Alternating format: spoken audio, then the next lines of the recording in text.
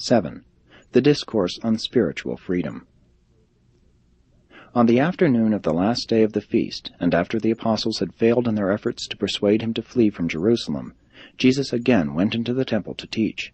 Finding a large company of believers assembled in Solomon's porch, he spoke to them, saying, "If my words abide in you, and you are minded to do the will of my Father, then are you truly my disciples.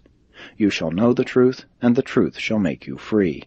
I know how you will answer me. We are the children of Abraham, and we are in bondage to none. How then shall we be made free? Even so, I do not speak of outward subjection to another's rule. I refer to the liberties of the soul.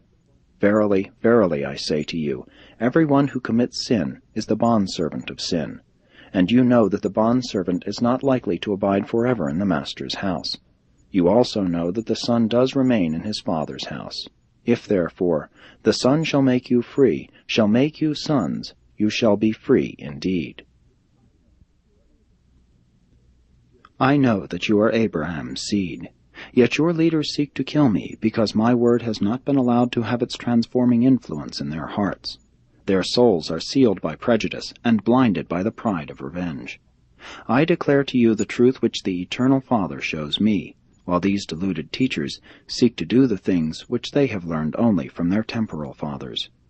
And when you reply that Abraham is your father, then do I tell you that, if you were the children of Abraham, you would do the works of Abraham. Some of you believe my teaching, but others seek to destroy me because I have told you the truth which I received from God. But Abraham did not so treat the truth of God. I perceive that some among you are determined to do the works of the evil one. If God were your Father, you would know me and love the truth which I reveal. Will you not see that I come forth from the Father, that I am sent by God, that I am not doing this work of myself?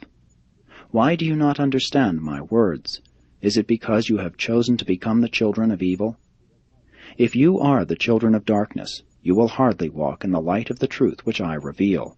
The children of evil follow only in the ways of their father, who was a deceiver, and stood not for the truth, because there came to be no truth in him. But now comes the Son of Man speaking and living the truth, and many of you refuse to believe. Which of you convicts me of sin? If I then proclaim and live the truth shown me by the Father, why do you not believe? He who is of God hears gladly the words of God. For this cause many of you hear not my words, because you are not of God. Your teachers have even presumed to say that I do my works by the power of the prince of devils. One nearby has just said that I have a devil, that I am a child of the devil. But all of you who deal honestly with your own souls know full well that I am not a devil. You know that I honor the Father even while you would dishonor me. I seek not my own glory, only the glory of my paradise Father. And I do not judge you, for there is one who judges for me. Verily, verily, I say to you who believe the gospel that, if a man will keep this word of truth alive in his heart, he shall never taste death. And now, just at my side, a scribe says this statement proves that I have a devil, seeing that Abraham is dead, also the prophets. And he asks, Are you so much greater than Abraham and the prophets, that you dare to stand here and say that whoso keeps your word shall not taste death? Who do you claim to be, that you dare to utter such blasphemies? And I say to all such that, if I glorify myself, my glory is as nothing.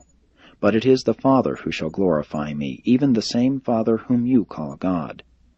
But you have failed to know this, your God and my Father, and I have come to bring you together, to show you how to become truly the sons of God. Though you know not the Father, I truly know him. Even Abraham rejoiced to see my day, and by faith he saw it, and was glad.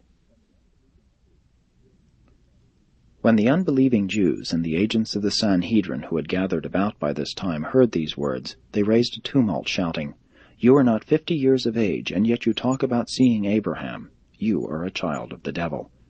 Jesus was unable to continue the discourse.